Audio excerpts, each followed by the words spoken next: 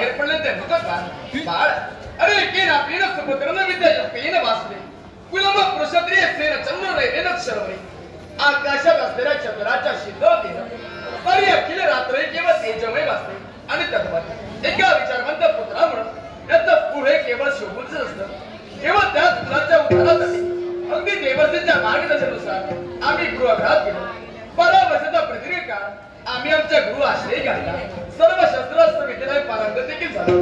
पण आमचं नित्याचं कर्तव्य आपल्या मात्र पितृदेवतेच्या चरणाशी नतमस्तक व्हावं त्यांच्या चरणाचे धुलीकरण केवळ स्वतःच्या मस्तके चर्चित करावे आणि पुढील कर्तव्याचे प्रयाण